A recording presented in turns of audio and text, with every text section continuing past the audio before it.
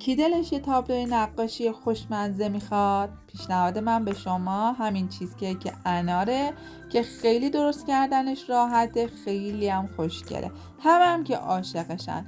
درست کردنش هم اصلا سخت نیست، نیازی به فر و اینجور چیزا هم نداره. باید اون رو با حوصله درستش کنید. خیلی راحت هم تزیین میشه ولی در این حال خیلی زیبا میشه. همه هم چیزکیک انار رو دوست دارن و با لذت میخورن. بریم که درستش کنیم.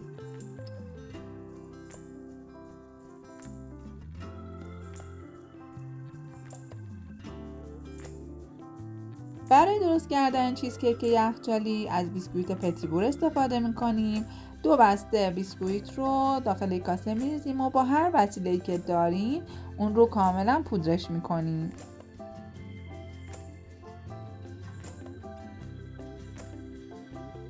برای 2 بسته بیسکویت من 125 گرم کره رو روی بخار آب بنماری کردم و اون رو آبش کردم و روی بیسکویت ها میریزم، کاملا هم میزنم تا بیسکویت با کره آغشته بشه.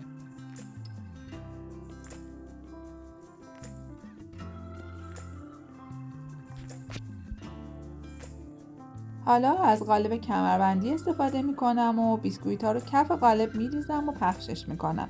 اگر قالب کمربندی نداشتین از قالب ساده استفاده کنین و کیسه نایلون بذارین جوری که از دیوارهای قالب بیرون باشه، بتونین اون رو موقع در آوردن به راحتی جدا کنین. بیسکویت ها رو کف قالب پهنش میکنم و با پشت قاشق اون رو کاملا صاف و یک دست میکنم.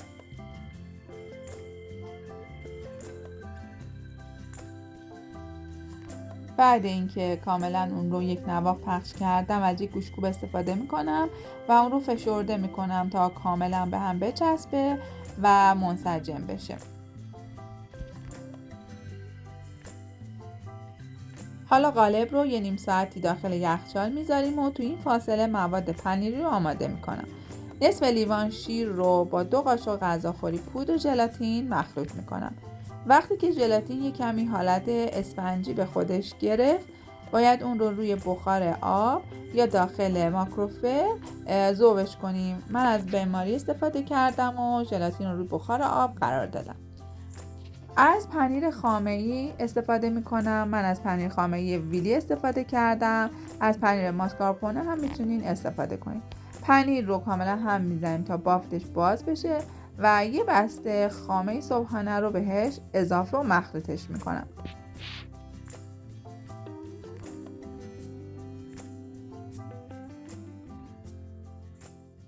این مواد که کاملا با هم مخلوط شد با همزن برقی یک کمی اون رو هم میزنم تا بافت پنیر و خامه کاملا باز بشه و با هم دیگه حسابی مخلوط بشن.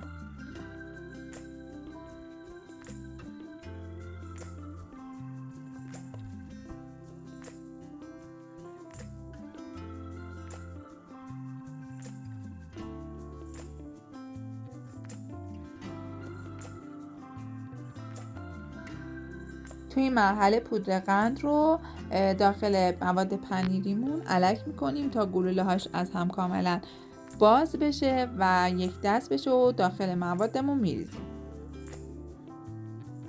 وانیل رو اضافه میکنم و دوباره مواد رو با هم مخلوط میکنم.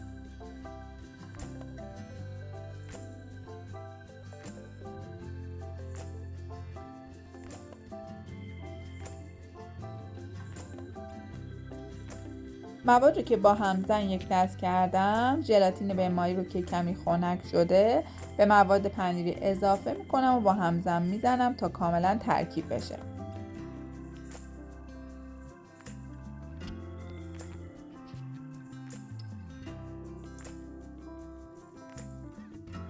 لایه پنیری ما آماده است. قالب رو از یخچال در میاریم و مایه پنیری رو که غلظتش به همین روونی هستش روی بیسکویت ها میریزم و اون رو کاملا یک دست پخش میکنم و سطحش رو صاف میکنم.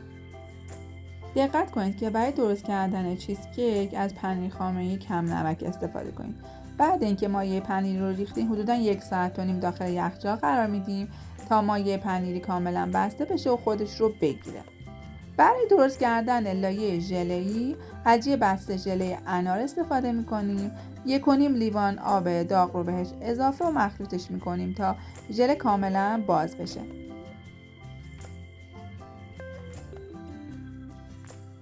حالا برای اینکه ژله کاملا یک دست بشه روی بخار آب کتری قرار میدم و اون رو حل میکنم. اجازه میدم خنک بشه. قالب رو از یخچال خارج میکنم و روش دونه های انار میریزم. خیلی زیاد دونه انار نریزین که موقع برش زدن سخت میشه.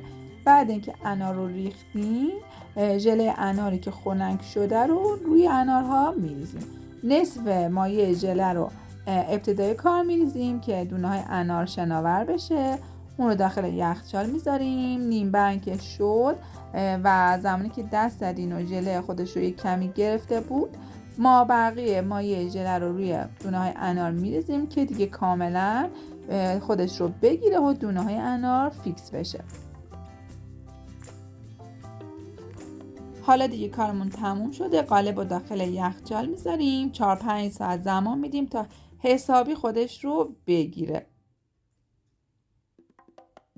بعد 4-5 ساعت قالب رو من از یخچال خارج کردم. به کمک یه چاقو لبه های ژله رو از قالب جدا میکنم و قالب کمربندیم رو بازش میکنم.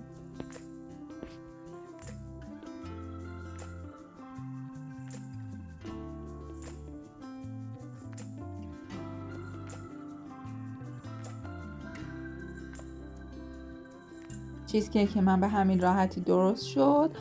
حالا میخوام تزیینش کنم. برای تزیینش من از میوه های زمستونی استفاده میکنم.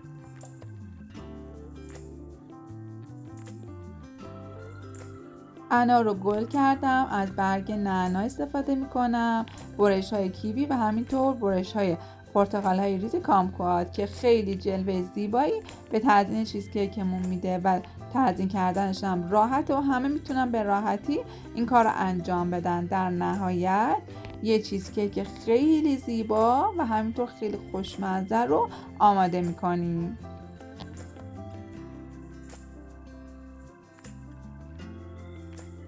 دوست خوبم، من که خودم از درست کردن این چیزکیک خیلی لذت بردم. درست کردنش هم که اصلا سخت نبود و شما هم به راحتی میتونید برای مهمونی و دور همیاتون این چیزکیک خیلی خوشمزه و زیبا رو درستش کنین.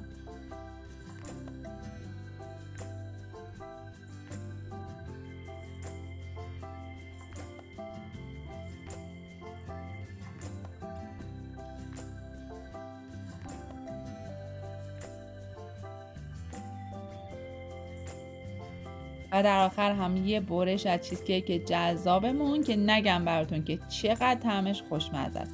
امیدوارم درستش کنید. از این ویدیو لذت برده باشین. حتما برام کامنت بذارین.